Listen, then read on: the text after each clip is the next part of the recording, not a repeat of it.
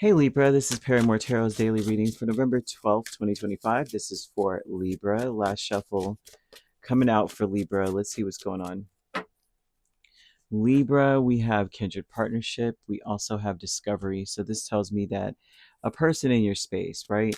You're going to find, or they're finding out something. Their intention is to figure something out, but I don't feel that they have the best intentions, if I'm being honest. It feels like someone is so focused on their past that they are assuming that you are whatever the heck they dealt with in the past. They're they feel like they're taking a big risk, or it looks like a leap of faith, right? But I'm seeing that they feel like they're taking a big risk. They don't feel like they're worth whatever it is that you're bringing to the table. Doesn't necessarily have to be like a romantic connection, but with kindred partnership, this talks about people that you may have a lot in common with. Okay, this could be family also. This could be a romantic connection. If it's a romantic connection, this person almost doesn't feel worthy. They feel like it's a like they're building themselves, like they're working up to something. They are they feel loved, right? I see someone who feels loved, like, people do, you know, there's a lot of changes occurring in their life, but these are good changes. This is good for them, whoever this is.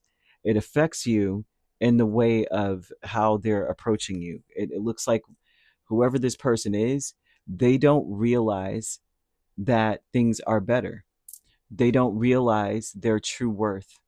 They don't feel safe to be their true authentic self. They're not showing you their real side.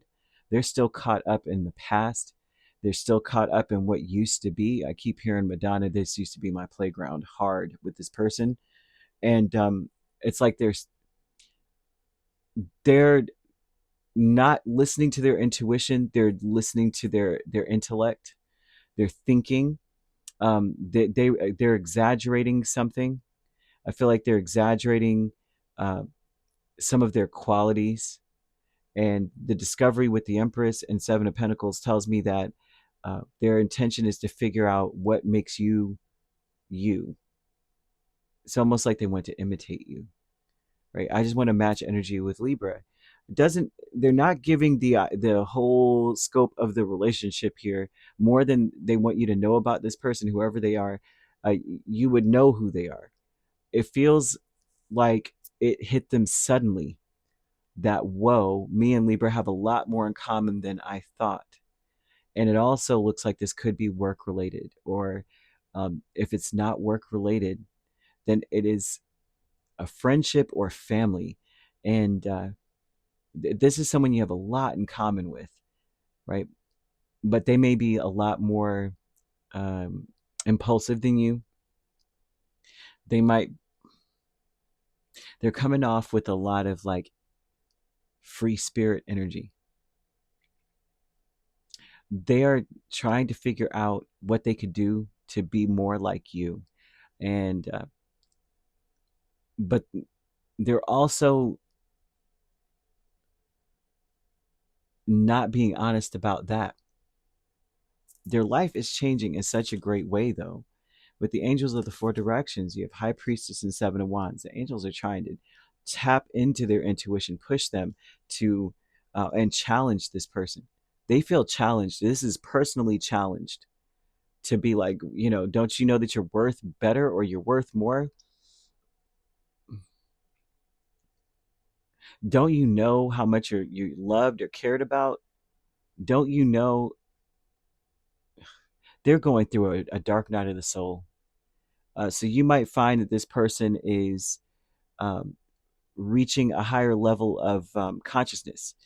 I'm seeing angel number 1001, and they may be trying to figure things out, like spiritually, maybe religiously, and they're going through a really big spiritual awakening, and it's like a sudden thing, like overnight. Now they might be talking about all kinds of crap. Like you might be waking up like, whoa, you never talked about this stuff before. It looks like they're very, I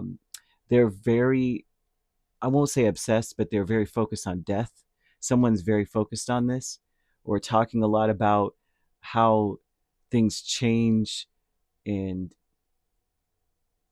how maybe thinking back to the way things used to be. They may be talking, I just see a lot of death, funeral, and maybe they're going through that. Maybe someone close to them has passed and they have to go to a funeral, and it's making them so philosophical. But this is a huge major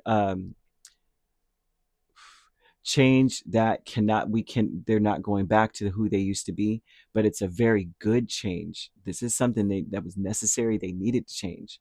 They may not have been um, doing right in some form or fashion. Like, when you don't believe in yourself and you don't have faith in yourself, you do a lot of things.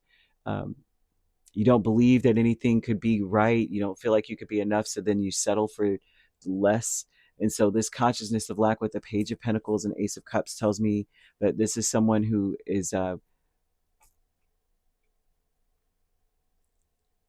they're aware that they don't have many chances left in life. Like, they don't have time to waste. They're they're aware that they may have for some of you, this could be a person who did not finish school. They may feel like there's no point in going back, that kind of thing too. There's something about them lacking intelligence or lacking information, lacking references to um, explain what they're going through. Like someone wants to talk about. I've actually used to have debates a lot when I was much young. Well, I wasn't that much younger, maybe like 5, 6 years ago. I used to have debates about religion and such with people, and they would quote things that are not even in any scripture at all, right? It'd be like a proverb from like a culture, not an actual like literal religious text or something. And they're like, it says somewhere in this text, this, that, and the third. Like the one that I catch a lot is all truth isn't good to tell. I'm like, that was an African proverb, man. It was not in any scripture.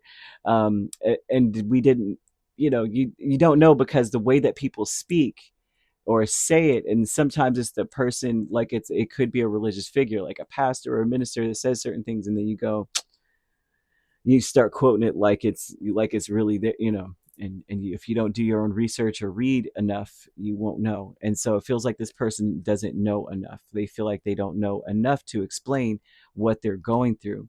I feel that they are being tapped on the shoulder, challenged heavily, and they're still caught up in, because it seems like they're still caught up in some part of life that is done. Like, you can't go back to that, right? Like when Bill Clinton was a president, I'm like, that was over. Like, that was what, almost 30 years ago, give or take some years, and we can't go back to that time. And so you can't continue to lament over what was, when that is done, that is finished, right? Oh, back when Nixon was, and you're just like, oh my gosh, listen, right now, right here, this is where we are, okay?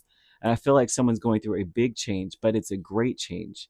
And don't doubt your worth in their life in some way too, because it feels like they were not being fully themselves, and now they may, it feels like they're suffering from imposter syndrome. Like I said, it's not giving a relationship status. It's just saying that whoever this person is, y'all have a lot in common. And you may be asked to see this because you might feel like, who the heck have I been dealing with all this time?